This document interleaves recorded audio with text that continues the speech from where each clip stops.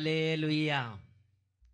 വിശുദ്ധ യോഹന്നാന്റെ സുവിശേഷം 15-ാം അധ്യായം 21-ാം തിരുലിഖിതം.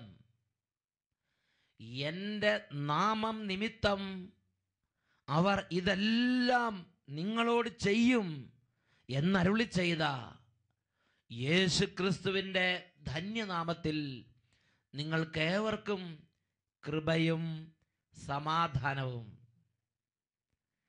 Praise the Lord. ഇന്ന് നാം ചിന്തിക്കുന്ന വിഷയം സ്നേഹത്തിന് പകരം സ്നേഹം, രക്തത്തിന് പകരം രക്തം എന്നതിനെ കുറിച്ചാണ്. വിശുദ്ധ യോഹന്നാന്റെ സുവിശേഷം 16-ാം അധ്യായം 2-ാം തിരുലിഖിതം. നിങ്ങളെ കൊല്ലുന്ന ഏവനും താൻ ദൈവത്തിന് ബലിയർപ്പിക്കുന്നു എന്ന് കരുതുന്ന സമയം ഇതാ വരുന്നു. പ്രിയപ്പെട്ട ദൈവമക്കളെ, ഈ നിമിഷങ്ങളിൽ എന്നെയും നിങ്ങളെയും നിത്യജീവന്റെ അഭിഷേകം നൽകി സ്വർഗരാജ്യത്തിൻ്റെ സമ്പന്നത കൊണ്ട് നിറയ്ക്കാൻ ഇതാ സ്വർഗസ്ഥനായ പിതാവ് ഇടപെടുകയാണ്. ഈ മണിക്കൂറുകളിൽ യേശുവിന്റെ നാമത്തിൽ പ്രകടമായ അത്ഭുതങ്ങളും അടയാളങ്ങളും കർത്താവ് വർഷിക്കുന്നു. വിശുദ്ധ മർക്കോസിന്റെ സുവിശേഷത്തിൽ 16-ാം അധ്യായത്തിൽ 20-ാം തിരുലിഖിതം പഠിപ്പിക്കുകയാണ്.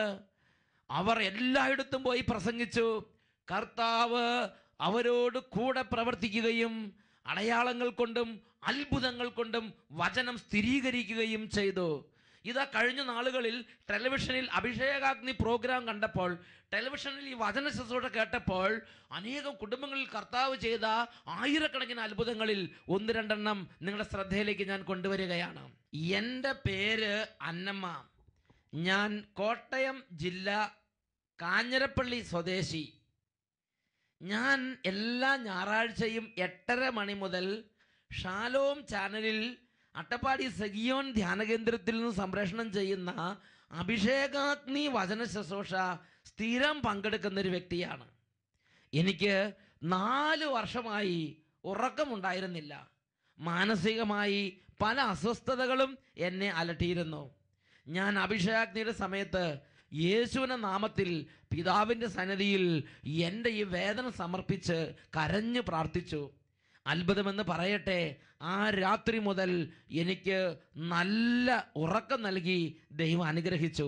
പിന്നീട് ഇന്ന് വരെ എനിക്ക് ഉറക്കത്തിൻ്റെ മേഖലകളിൽ ഒരു ശല്യമോ തടസ്സമോ അനുഭവപ്പെട്ടിട്ടില്ല. കോട്ടയം ജില്ല കാഞ്ഞിരപ്പള്ളിയിൽ നിന്ന് അന്നമ്മ ചേട്ടത്തി സാക്ഷ്യപ്പെടുത്തുകയാണ്.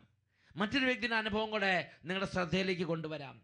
എൻ്റെ പേര് സേവ്യർ PY. തൃശ്ശൂർ ജില്ലയിലുള്ള വടക്കാഞ്ചേരി പ്രദേശത്ത് നിന്നാണ് ഞാൻ ഈ കത്ത് എഴുതുന്നത്. ഞാൻ മിക്കവാറും ഞായറാഴ്ചകളിൽ ഷാലോം ചാനലിലുള്ള അഭിഷേകാഗ്നി വചന ശുശ്രൂഷയിൽ പങ്കുചേരുന്നുണ്ട്. ഒരു ദിവസം ഞാൻ ഈ അഭിഷേകാഗ്നി ശുശ്രൂഷ കണ്ടുകൊണ്ടിരിക്കുമ്പോൾ പെട്ടെന്ന് എൻ്റെ ശരീരമാകെ വെട്ടി വിയർത്തു. ഒരു തരിപ്പ് കൊണ്ട് ഞാൻ നിറഞ്ഞു. എനിക്ക് അന്ന് ഒരു രോഗസൗഖ്യമാണ് കിട്ടിയതെന്ന് പിന്നീടാണ് ഞാൻ മനസ്സിലാക്കിയത്. എൻ്റെ അസുഖം, ഞാൻ പെട്ടെന്ന് വിയർക്കുന്നൊരു സ്വഭാവക്കാരനാണ്. കാൽപാദം നന്നായി വിയർത്ത് നടക്കുമ്പോൾ 15 മിനിറ്റ് പോലും ആവുന്നതിന് മുമ്പ് ചെരുപ്പ് കാലിൽ നിന്നും വഴുതിപ്പോകുന്ന വിധത്തിൽ വെള്ളവും ചെളിയും പോലെയാകും. അതുകൊണ്ട് ചെരുപ്പിട്ട് ഒരു സ്ഥലത്ത് പോലും യാത്രയ്ക്ക് പോകാൻ സാധിക്കുമായിരുന്നില്ല. ഷൂവും സോക്സും ഇട്ടാണ് ഞാൻ എപ്പോഴും യാത്ര ചെയ്തിരുന്നത്. എന്നാൽ എനിക്ക് പ്രത്യേക അനുഭവം ഉണ്ടായതിന് ശേഷം എത്ര ദൂരം വേണമെങ്കിലും ചെരുപ്പിട്ട് യാത്ര ചെയ്യാൻ സാധിക്കുന്നുണ്ട്. ഒരു കുഴപ്പവുമില്ല. വിയർക്കുന്ന ആ ഒരു രോഗപീഠ എൻ്റെ കാലിൽ നിന്ന് അന്ന് കർത്താവ് എടുത്തു മാറ്റി എന്നെ സുഖപ്പെടുത്തി. പ്രിയപ്പെട്ട സഹോദരൻ, ചിന്തിച്ചു നോക്കുക. നടക്കുമ്പോൾ ഒരു 15 മിനിറ്റ് പോലും ആകുന്നതിന് മുമ്പ് കാലുകൾ വിയർത്ത് ചെളിയും ചേറുമാകുന്നത് പോലെ ചെരുപ്പിൽ അങ്ങോട്ട് വഴുവഴാന്ന് അങ്ങോട്ട് ആയിത്തീരുകയാണ്. നടക്കാൻ പറ്റാത്ത സ്ഥിതി, ഒരു പ്രത്യേക തരത്തിലുള്ള രോഗപീഠ. ദൈവവചനം കേട്ടുകൊണ്ടിരുന്നപ്പോൾ വടക്കഞ്ചേരി എന്നുള്ള ഈ സഹോദരൻ പറയാണ്, ശരീരം മുഴുവൻ അങ്ങോട്ട് വെട്ടി വിയർത്തു. ശിരസ് മുതൽ പാദം ഒരു തരിപ്പ് വന്ന് നിറഞ്ഞു. ആ സമയം ഈ രോഗം ആ ശരീരത്തിൽ നിന്ന് വിട്ടൊഴിഞ്ഞു പോയി. വചനം കേട്ടുകൊണ്ടിരിക്കുമ്പോൾ തന്നെ കേട്ടുകൊണ്ടിരിക്കുന്ന നിരവധി വ്യക്തികളുടെ ശരീരങ്ങളിൽ അത്ഭുതങ്ങളും അടയാളങ്ങളും കർത്താവ് വർഷിക്കുകയാണ്. ഹല്ലേലൂയ. ഈ നിമിഷങ്ങളിൽ 2 കരങ്ങൾ ഉയർത്തുക. പ്രിയപ്പെട്ട ദൈവമക്കളെ, ഇന്ന് നിങ്ങളുടെ ഭവനത്തിൽ ഈ മണിക്കൂർ ഒരു അത്ഭുതത്തിൻ്റെ മണിക്കൂറാകട്ടെ. നിങ്ങളുടെ സമൂഹത്തിൽ ഇതൊരു അത്ഭുതത്തിൻ്റെ മണിക്കൂറാകട്ടെ. ഇപ്പോൾ സ്വർഗത്തിൻ്റെ ശക്തി ഈ കുടുംബങ്ങളിലേക്ക്, സമൂഹങ്ങളിലേക്ക്, സ്ഥാപനങ്ങളിലേക്ക്, വാഹനങ്ങളിലേക്ക്, കൃഷിയിടങ്ങളിലേക്ക്, പഠന മേഖലകളിലേക്ക് വ്യാപരിക്കട്ടെ. എല്ലാവരും സ്തുതിക്കുന്നു. Hallelujah, hallelujah. ഓ ദൈവമേ, കരഞ്ഞ് പ്രാർത്ഥിക്കുന്ന ഈ സമൂഹത്തിൻ്റെ മേൽ സ്വർഗം തുറന്ന് ഉന്നത അഭിഷേക ശക്തി വ്യാപരിക്കട്ടെ. അഗ്നി അഭിഷേകം ഇറങ്ങട്ടെ. കാലങ്ങളായി, തലമുറകളായി പീഡ അനുഭവിച്ച്, നരകിച്ച്, വേദനിച്ച്, കണ്ണുനീരിൽ കുതിർന്നു കിടക്കുന്ന ഓരോ കുടുംബങ്ങളിലേക്കും യേശുവിന്റെ നാമത്തിൽ അത്ഭുത വിടുതൽ സംഭവിക്കട്ടെ. മാറാ രോഗങ്ങൾ യേശുനാമത്തിൽ വിട്ടുമാറിപ്പോകട്ടെ. പഠിക്കാൻ തടസ്സമുള്ള കുട്ടികളിൽ നിന്ന് പഠന തടസ്സങ്ങൾ യേശുനാമത്തിൽ മാറിപ്പോകട്ടെ. എപ്പോഴും വഴക്ക്, കലഹം, വീട് വിട്ടു പോകണമെന്ന ചിന്ത, ആത്മഹത്യ ചിന്തകൾ, നിരാശ, സങ്കടം, മടുപ്പ്, ജീവിത നൈരാശ്യം യേശുനാമത്തിൽ വിട്ടുമാറിപ്പോകട്ടെ. Hallelujah, hallelujah, hallelujah, hallelujah. ഓ ദൈവമേ, ഈ വചന ശുശ്രൂഷയുടെ നിമിഷങ്ങളിൽ വഴക്കടിച്ചും മല്ലടിച്ചും പോരടിച്ചും വെറുപ്പിലും പ്രതികാരത്തിലും ദുഷിവാക്കുകളിലും പരിഹാസത്തിലും പുച്ഛത്തിലും ദൈവമക്കളെ കെട്ടിയിടുന്ന നാരകീയ സേനകളെയും ദുരാത്മവാദങ്ങളെയും നസ്രായന്റെ നാമത്തിൽ ശാസിക്കുന്നു, ബന്ധിക്കുന്നു, വിട്ടുമാറിപ്പോകട്ടെ. Hallelujah, hallelujah. പരിശുദ്ധാത്മാവേ, ഹൃദയങ്ങളെ സ്പർശിക്കണമേ. പരിശുദ്ധാത്മാവേ, കുടുംബങ്ങളെ അഭിഷേകം ചെയ്യണമേ. പരിശുദ്ധാത്മാവേ, സകല സമൂഹങ്ങളിലേക്കും ഇപ്പോൾ അഭിഷേക ശക്തിയായി വ്യാപരിക്കണമേ. Hallelujah, hallelujah. യേശുവേ ആരാധന, ആരാധന. യേശുവേ ആരാധന, ആരാധന. Hallelujah, hallelujah. യേശുവേ ആരാധന, യേശുവേ ആരാധന. യേശുവേ സ്തോത്രം, യേശുവേ നന്ദി, യേശുവേ സ്തോത്രം, യേശുവേ ആരാധന.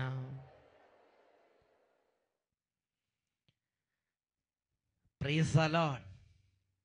ഹല്ലേലൂയ. സ്നേഹത്തിന് പകരം സ്നേഹം, രക്തത്തിന് പകരം രക്തം.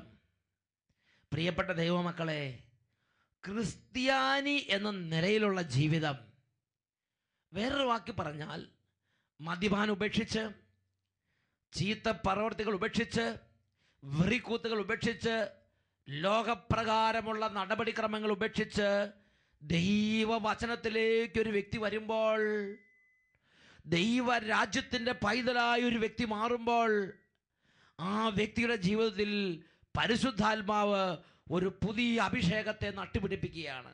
ഒരു പുതിയ ആവേശം പരിശുദ്ധാത്മാവ് നൽകുകയാണ്. ഒരു പുതിയ ഉണർവ് പരിശുദ്ധാത്മാവ് നൽകുകയാണ്. എന്താണ് ഉണർവ്? എനിക്ക് വേണ്ടി രക്തം ചിന്തിയ എൻ്റെ യേശു ക്രിസ്തുവിനോടുള്ള സ്നേഹത്തെ പ്രതി എൻ്റെ രക്തം എൻ്റെ യേശുവിന് വേണ്ടി ചിന്തണം. എൻ്റെ രക്തം ദൈവരാജ്യത്തിന് വേണ്ടി ചിന്തണം.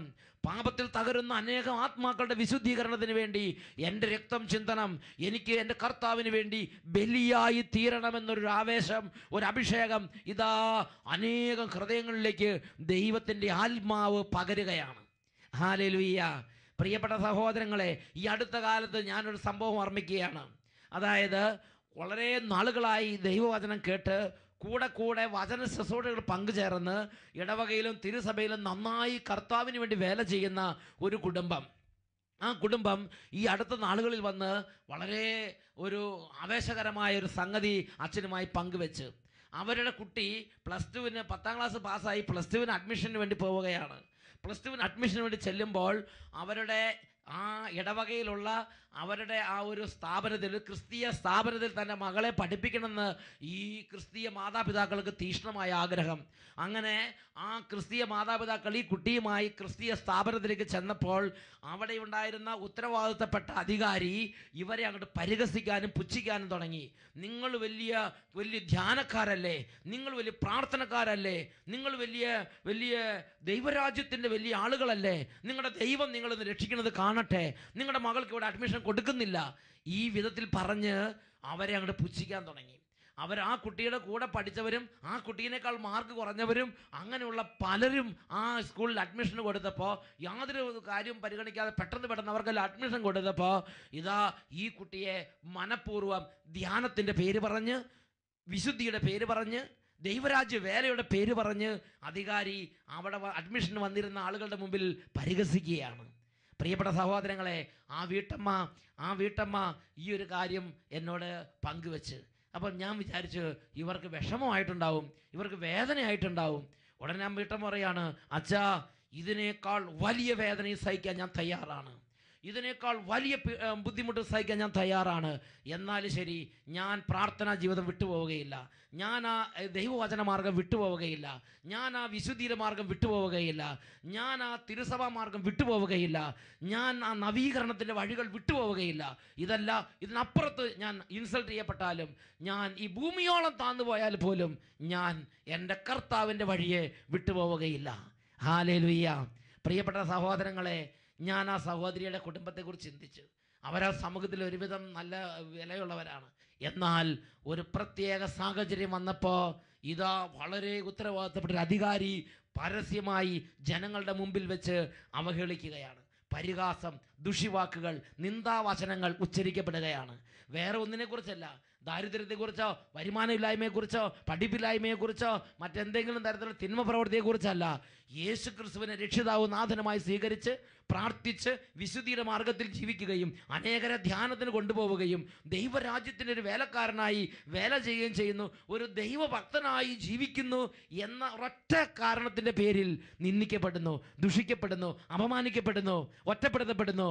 പ്രിയപ്പെട്ട സഹോദരങ്ങളെ, ഈ ഒരു കാര്യം ആ കുടുംബം അവതരിപ്പിച്ച് ആവേശത്തോടെ ഇതിനേക്കാൾ വലിയ സഹിക്കാൻ ഞാൻ തയ്യാറാണെന്ന് പറഞ്ഞപ്പോൾ ആദിമ സഭയിൽ പരിശുദ്ധാത്മാവ് കൊടുത്തൊരു ആവേശത്തെക്കുറിച്ച് ഞാൻ പെട്ടെന്ന് ഓർത്തുപോയി.